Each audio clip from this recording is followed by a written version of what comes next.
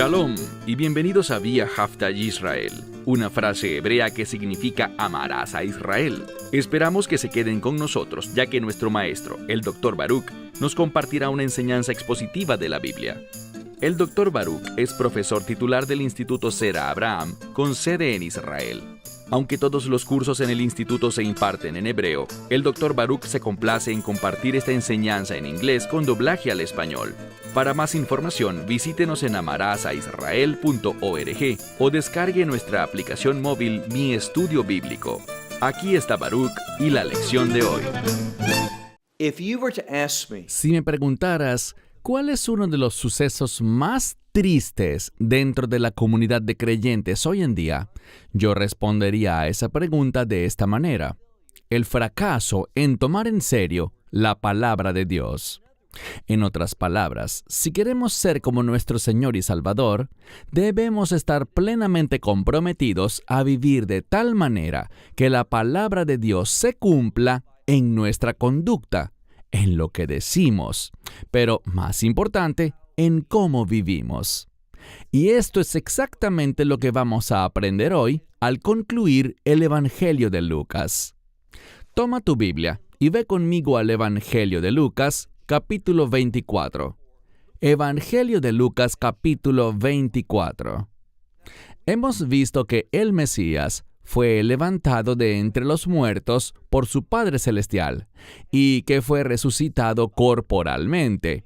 Es decir, la resurrección es un hecho histórico. Es el fundamento de nuestra fe. Y mientras el Mesías concluía su conversación con sus discípulos, lo que dijo fue de lo más interesante. Ve conmigo al Evangelio de Lucas, capítulo 24, versículo 44. Dice así: Pero les dijo a ellos, es decir, a sus discípulos: Estas son las palabras que les he hablado, estando aún con ustedes, que era necesario que se cumpliese todo lo que está escrito. Eso que está escrito en la ley de Moisés, en los profetas y en los salmos acerca de mí. Lo que se enfatiza aquí es que el Mesías vivió de tal manera que se cumpliera la Escritura. Él mencionó la ley, los profetas y los salmos, que son el fundamento de esa tercera sección de la Biblia hebrea, llamada los Ketuvim o los escritos. Lo que quiere decir es esto, que todo lo que él hizo era para que la Escritura se cumpliera. Ese fue el propósito por el cual fue enviado a este mundo, para mostrar su compromiso con la palabra de Dios. Antes de avanzar, debemos hacernos una pregunta. ¿Tenemos nosotros tal compromiso? ¿Es nuestro mayor anhelo, nuestro máximo deseo, aplicar la verdad bíblica a nuestra vida?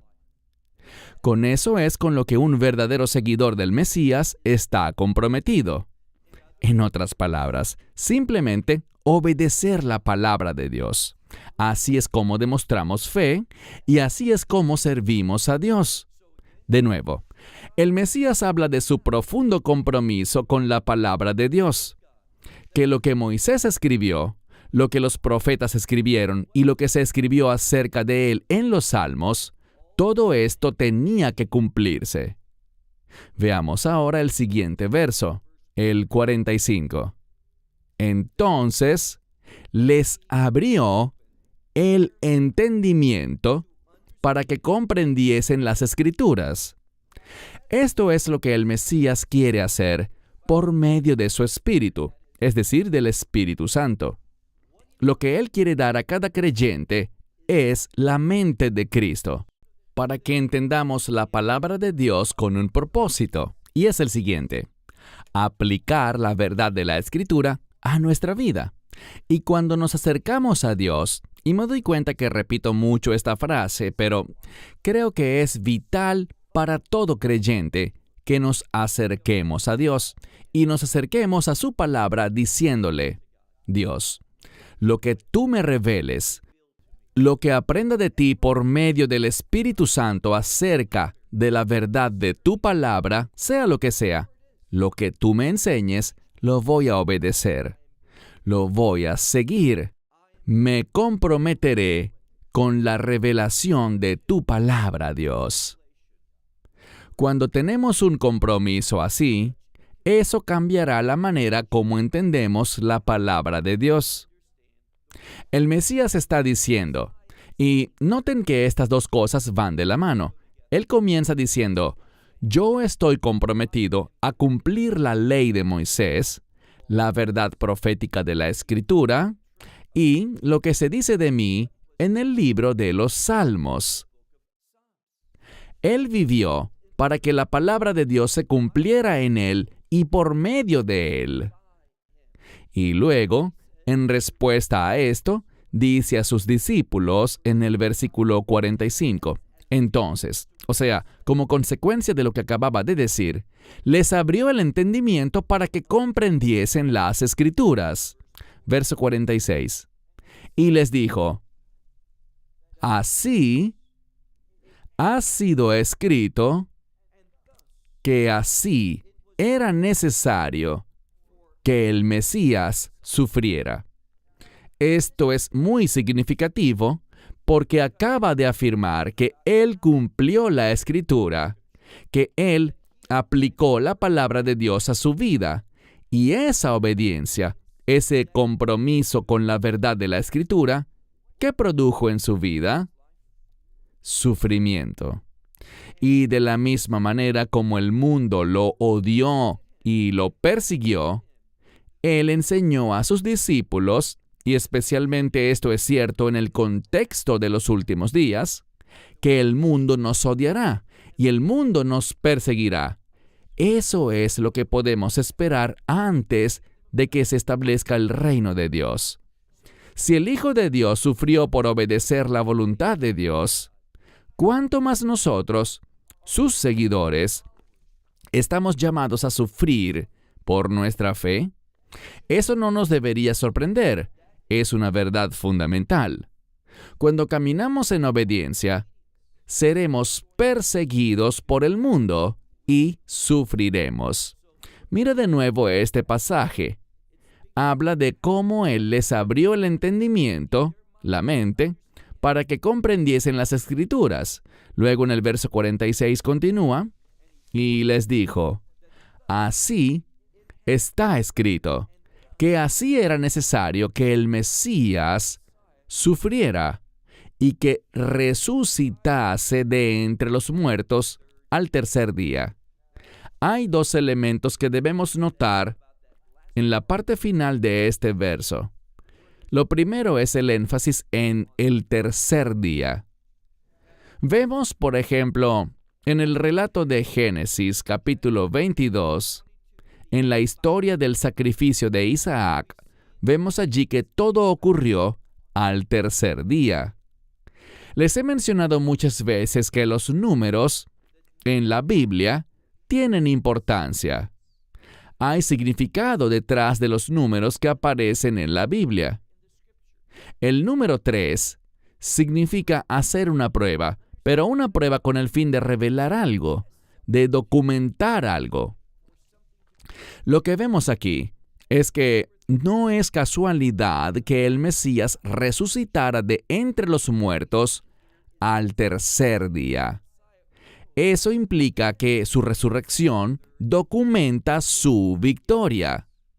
Y en segundo lugar, vemos que el tercer día es precisamente eso, un día de victoria, un día en el que Dios revela sus propósitos. ¿Y cuáles son sus propósitos?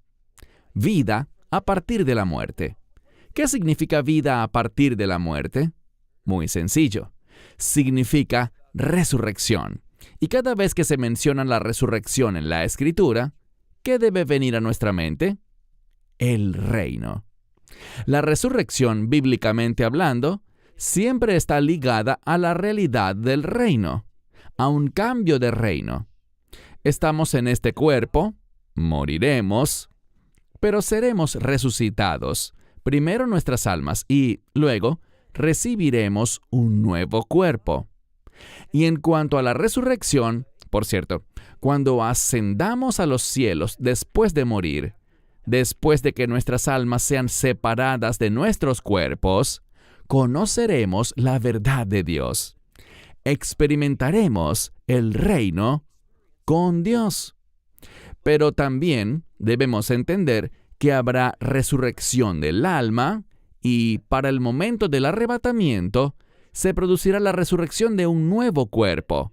Y ese nuevo cuerpo nos dará finalmente esa gran victoria. ¿Qué tipo de victoria? Una victoria de reino. Una y otra vez, cuando hablamos de la resurrección, debemos pensar en una victoria de reino. Y la buena noticia es esta. Por medio del Espíritu Santo, y quiero ser más específico, por medio de la unción del Espíritu de Dios que viene sobre el creyente, somos capaces de cumplir la voluntad de Dios. Para eso es que Dios provee. Para eso nos da poder. Para eso nos da su perspectiva. Y para eso nos da su provisión, para que podamos cumplir su voluntad. Y al mirar la Escritura, vemos que su voluntad está directamente ligada con la verdad de la Biblia. Así que era necesario no solo que el Mesías sufriera, sino que, como leemos al final del verso 46, que resucitara de entre los muertos al tercer día. Verso 47. Bien, ¿qué fuimos llamados a hacer como sus discípulos? Esto lo aprendemos en el siguiente verso, el 47, que dice así. Y para proclamar, esta palabra proclamar es causativa. ¿Qué significa eso? Significa que debido a lo que Él ha hecho por nosotros y por los beneficios que recibiremos de su obra, debemos ser individuos que son movidos a proclamar, y noten lo que dice aquí, proclamar en su nombre el arrepentimiento y el perdón de pecados a todas las naciones. Fíjense, arrepentimiento y perdón de pecados. Bueno, hay un principio muy importante que vemos en estos dos versos y en cómo se combinan en el mismo verso. Hay arrepentimiento y ese arrepentimiento conduce al perdón de los pecados. ¿Y para quién está disponible esto? Está disponible para todas las naciones, para toda la humanidad. Pero el arrepentimiento comienza aquí. El arrepentimiento comienza cuando nos ponemos de acuerdo con Dios. ¿De acuerdo en qué? En los estándares de Dios, sus estándares de moralidad, ética, justicia, todos sus estándares bíblicos. ¿Y cuál es la conclusión? Cuando estoy de acuerdo con Dios y digo sí, afirmo tus estándares de lo que es correcto y lo que es incorrecto, o dicho de otra manera, de lo que es justo y de lo que es injusto, cuando aplico sus estándares a mi vida, ¿y cuál es el mejor lugar para encontrar los estándares de Dios? En la ley de Moisés. La ley de Moisés sigue teniendo propósito hoy en día. Ahora, la ley de Moisés no puede hacer justo a nadie. De hecho, es lo contrario. Cuando aplico la ley de Moisés a mi vida, ¿sabes qué me enseña eso? Me enseña que soy injusto. Y no solo que soy injusto y culpable ante Dios, sino que necesito un Salvador. Y ese Salvador también es llamado el Redentor.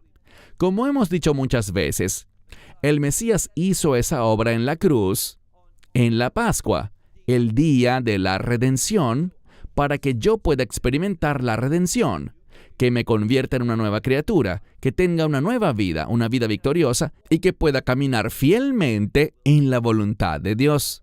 De eso se trata nuestra fe. Ese es el mensaje que la Escritura nos entrega, que somos llamados a obedecer la verdad de Dios. Pero hay algo que debemos entender.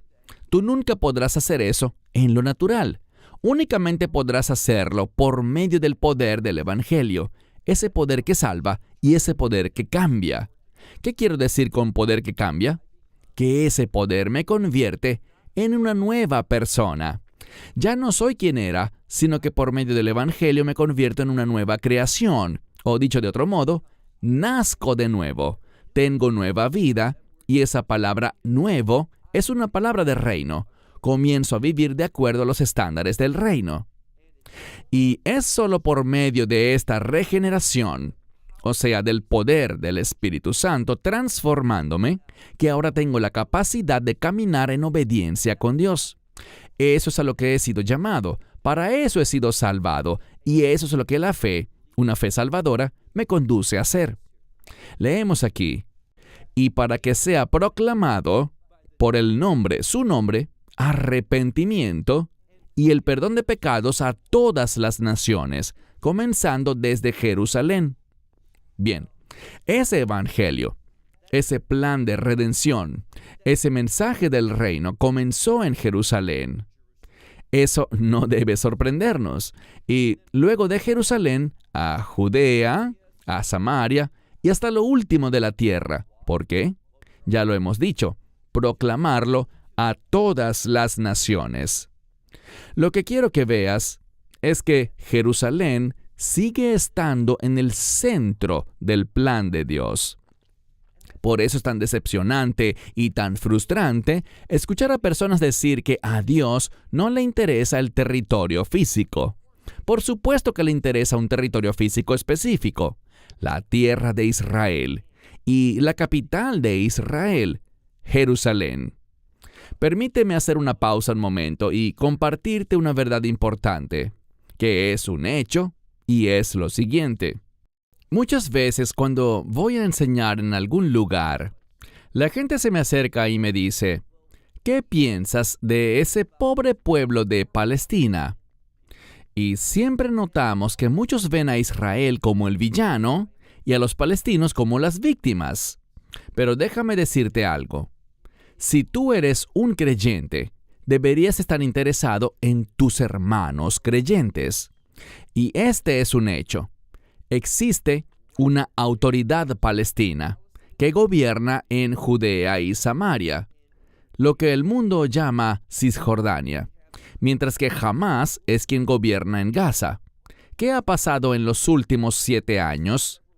Hemos visto una reducción del número de creyentes en esos dos lugares, en un 90%. Ahora la gente habla de los cambios que han ocurrido en Siria este año 2024, que Assad salió y que hay nuevos líderes en Siria. Y esto realmente sorprendió al mundo. Pero quiero que sepas esto. En el año 2011, había 1,5 millones de cristianos en Siria. Hoy, 13 años después, apenas 13 años después, quedan aproximadamente 300,000. Cada vez que pones al Islam en el liderazgo de un país, ¿qué sucede? La población creyente en Cristo es perseguida y disminuye más y más y más. Pero como muchos saben, ¿dónde vivo yo? En Israel. Y tenemos un programa de televisión que se transmite en todo Israel. Lo hemos tenido por más de 10 años. No somos perseguidos por eso. Tenemos libertad para difundir la verdad de Dios en hebreo a los israelíes. Y vemos que la comunidad de creyentes en Israel está creciendo. Me gustaría que creciera más rápido, pero, en efecto, está creciendo. Mientras que en lugares como Belén, donde gobierna la autoridad palestina, la población de creyentes, de cristianos, está disminuyendo drásticamente. Entonces, cuando dices, quiero apoyar al pueblo palestino, ¿qué pasa con los creyentes palestinos? Porque cualquier verdadero creyente que sea palestino no querrá apoyar a la autoridad palestina, ni querrá un Estado palestino, porque un Estado palestino tendrá como fin destruir, lo dicen abiertamente, destruir a los creyentes en el Mesías. Debemos entender la verdad bíblica y no dejarnos engañar por una falsa justicia, una justicia social que está en conflicto con la autoridad de la Escritura. Entonces, dice aquí que este evangelio comienza desde Jerusalén. Mira ahora el verso 48. Dice, pero ustedes, hablándole a los creyentes, ustedes son testigos de estas cosas. Y luego el Mesías dice a sus discípulos, verso 49, he aquí, yo envío la promesa de mi Padre sobre ustedes. Pero quédense ustedes en la ciudad de Jerusalén hasta que sean investidos con poder desde lo alto. Noten que ellos fueron llamados a permanecer en Jerusalén hasta un momento específico. Y sabemos cuándo fue. Pentecostés o la fiesta de las semanas, que es una fiesta, un día festivo del Señor, del que puedes leer en Levítico 23. Y vemos que desde la perspectiva del Antiguo Testamento, en ese momento fue dada la ley. Desde la perspectiva del Nuevo Testamento, en ese tiempo fue dado el Espíritu Santo. ¿Te parece una coincidencia? No lo es. Fue el diseño de Dios, porque por medio del Espíritu Santo recibimos el poder para obedecer la palabra de Dios. Eso es lo que un discípulo ha sido llamado a hacer. Dice aquí, al final del verso 49, pero ustedes permanezcan en la ciudad de Jerusalén hasta que sean investidos. Y por cierto, uno tiene que ser investido. No podemos vestirnos a nosotros mismos con este poder. Tenemos que ser investidos por la venida del Espíritu Santo, habiendo recibido ese evangelio. Así que hasta que sean investidos con poder desde lo alto. Versículo 50. Pero los sacó afuera, hasta Betania. Bien, Betania está en el Monte de los Olivos. En hebreo la llamamos Bet-Aní, la casa de los afligidos. Una y otra vez, cuando hablamos de la voluntad de Dios, del carácter de Dios y de cómo deben comportarse sus seguidores, eso llevará a que el mundo quiera afligir al pueblo de Dios. Y esto será cada vez más real a medida que entremos en los últimos días. Es decir, no creas las tendencias populares. La mayoría de las veces, gente que habla con este libro en sus manos, dicen lo que piensan que la gente quiere oír.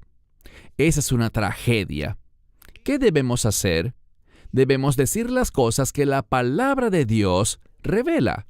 Y en la palabra de Dios, cuando estudiamos los pasajes de los últimos tiempos, descubrimos el contexto en el que se presentan esos últimos tiempos. Y es un contexto de persecución, un contexto de tribulación y sufrimiento por la fe. Y esto no es nada nuevo. Siempre ha sido la realidad. Los que caminan en obediencia a Dios son perseguidos por el mundo. Entonces dice aquí en el verso 50, Él los sacó afuera, hasta Betania. Y dice aquí que alzando sus manos, los bendijo. Y aconteció que mientras los bendecía, se separó de ellos y fue llevado arriba al cielo. Aquí se habla de la ascensión del Mesías. Todo esto, en este contexto, en la Escritura, de que Él ascendió a los cielos de donde antes había descendido, nos muestra algo, y eso es que Él estaba hablando de sufrimiento, de salir al mundo y proclamar al mundo, y todo eso está escrito en el marco de que el Mesías fue llevado al cielo para mostrar también la aprobación de su Padre sobre todo lo que Él hizo y todo lo que enseñó. especialmente esto que nos comparte aquí al concluir el Evangelio de Lucas. Así que se separó de ellos y fue llevado al cielo. Verso 52. ¿Qué hicieron estos apóstoles, estos discípulos? ¿Qué hicieron ellos? Leemos en el verso 52. Y ellos, después de haberle adorado, noten eso, lo adoraron. Si Él no fuera Dios, ellos habrían cometido un terrible pecado. Pero Él es Dios. Él es Emmanuel. Y estaban en lo correcto. Fue por la enseñanza que les compartió, revelándoles quién es Él, que estaban en lo correcto al adorarle. Mire de nuevo el verso 52. Ellos, después de haberle adorado, volvieron a Jerusalén con gran gozo. Cuando reconocemos quién es Él y lo que ha hecho, y cuando estamos comprometidos con sus propósitos, ¿cuál será el resultado? Tendremos, tal como dice aquí, gran gozo. Ese es nuestro Dios. Eso es lo que Él quiere hacer. Él quiere que le obedezcamos y el resultado de obedecerle es gran gozo. Así que nunca tengas dudas en cuanto a obedecer a Dios. Cuando caminas en su voluntad, cuando estás comprometido con sus propósitos, estás invitando a un gran gozo a tu vida. Concluyamos con el último verso del libro, verso 53. Y estaban siempre en el templo. Hay un prefijo aquí, una preposición, que significa enteramente o continuamente. Podríamos traducirlo así. Y estaban todos siempre en el templo. ¿Y qué hacían? Los mejores manuscritos griegos tienen el término alabando y bendiciendo a Dios. Esas dos cosas.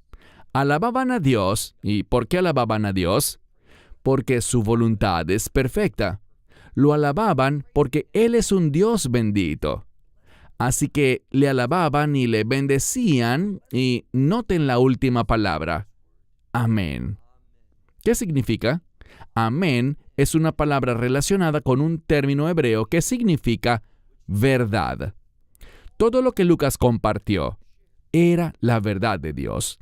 Debemos recibirlo, debemos internalizarlo y debemos implementarlo en nuestra vida para que seamos un pueblo fiel al Dios viviente y que seamos personas que conocen el gozo de nuestro Señor y Salvador por siempre y siempre. Amén. Amén. Esperamos que te hayas edificado con el mensaje de hoy y lo compartas con otros. Te invitamos a seguir nuestros estudios cada semana por este canal y por el portal de YouTube de Amarás a Israel. También puedes descargar nuestra aplicación móvil gratuita, Mi Estudio Bíblico. Finalmente, para obtener más información sobre nosotros, visita nuestra web amarasaisrael.org, donde encontrarás otras conferencias de Baruch en audio, video y texto. Hasta el próximo programa. Que el Señor te bendiga en Yeshua HaMashiach, Jesús el Mesías, mientras caminas con Él. Shalom desde Israel.